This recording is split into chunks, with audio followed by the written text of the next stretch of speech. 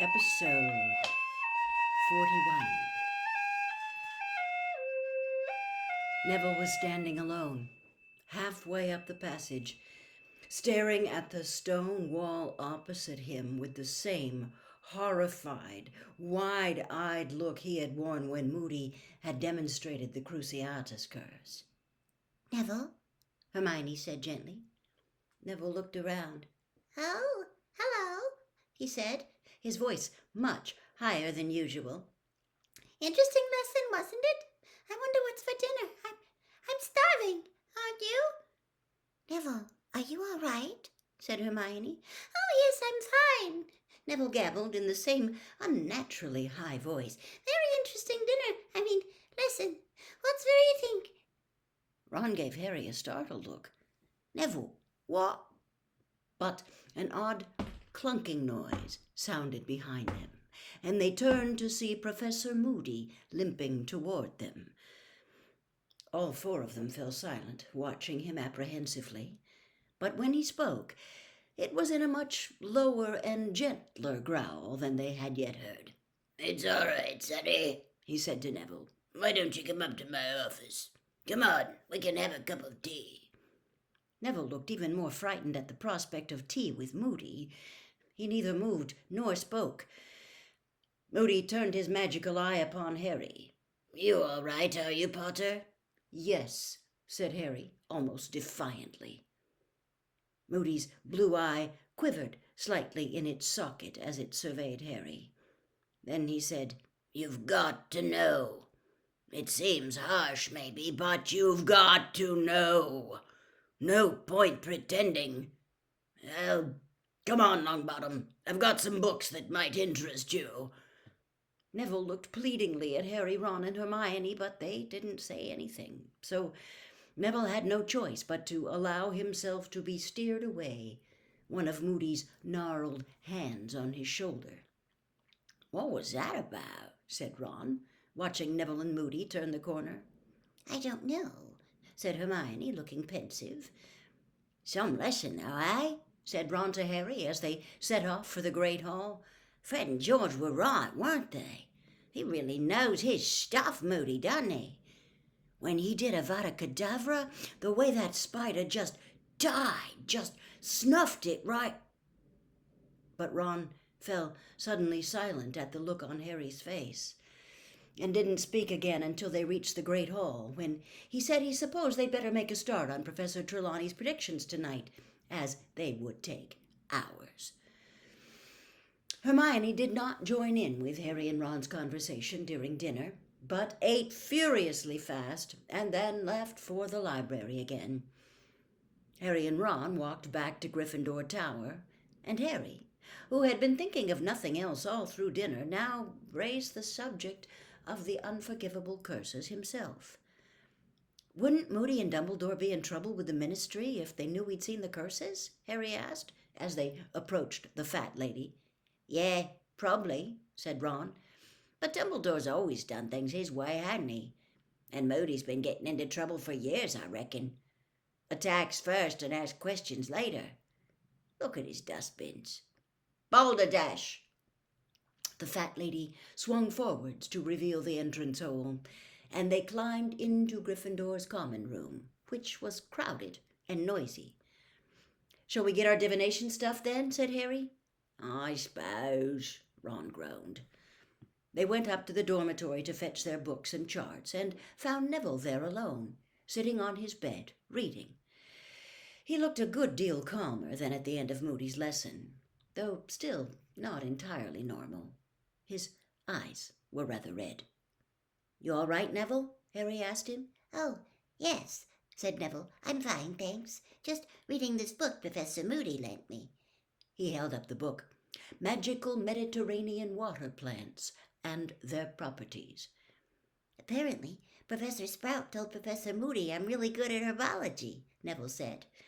There was a faint note of pride in his voice that Harry had rarely heard there before. "He thought I'd like this." Telling Neville what Professor Sprout had said, Harry thought, had been a very tactful way of cheering Neville up. For Neville very rarely heard that he was good at anything. It was the sort of thing Professor Lupin would have done. Harry and Ron took their copies of Unfogging the Future back down to the common room, found a table, and set to work on their predictions for the coming month. An hour later, they had made very little progress, though their table was littered with bits of parchment bearing sums and symbols, and Harry's brain was as fogged as though it had been filled with the fumes from Professor Trelawney's fire. "I haven't got a clue what this lot's supposed to mean," he said, staring down at a long list of calculations. "You know," said Ron, whose hair was on end because of all the times he'd run his fingers through it in frustration, "I think it's back to the old divination standby." "What, make it up?" "Yeah," said Ron, sweeping the jumble of scrawled notes off the table, dipping his pen into some ink and starting to write. "Next Monday," he said as he scribbled, "I am likely to develop a cough, owing to the unlucky conjunction of Mars and Jupiter." He looked up at Harry. "You know her. Just put in loads of misery. She'll lap it up." "Right," said Harry, crumpling up his first attempt and lobbing it over the heads of a group of chatting first-years into the fire. "Okay. On Monday, I will be in danger of burns." "Yeah, you will be," said Ron darkly. "We're seeing the Scroots again on Monday." "Okay.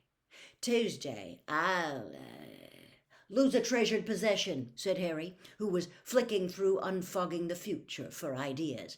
"Good one," said Ron, copying it down.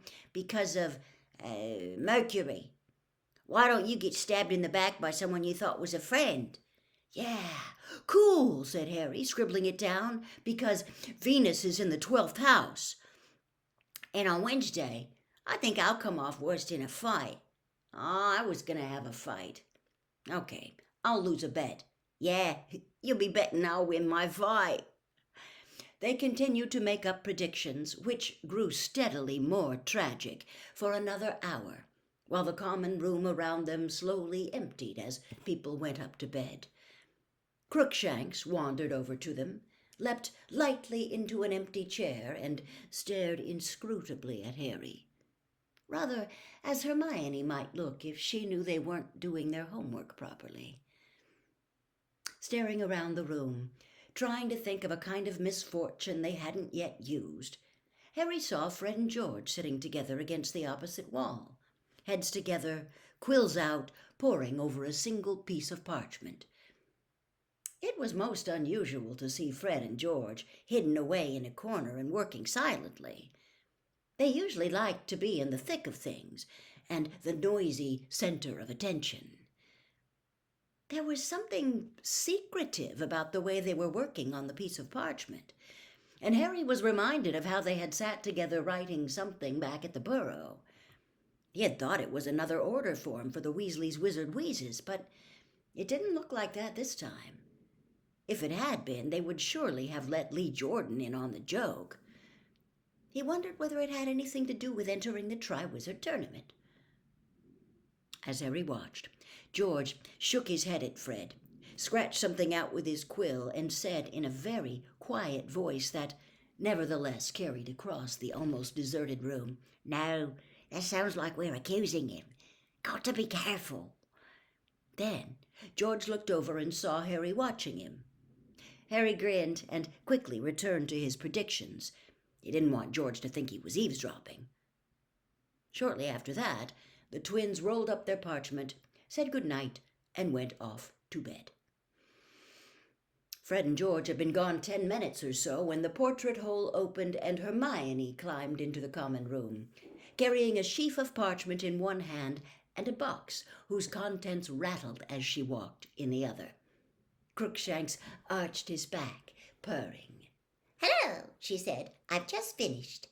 "So have I," said Ron triumphantly, throwing down his quill. Hermione sat down, laid the thing she was carrying in an empty armchair, and pulled Ron's predictions toward her.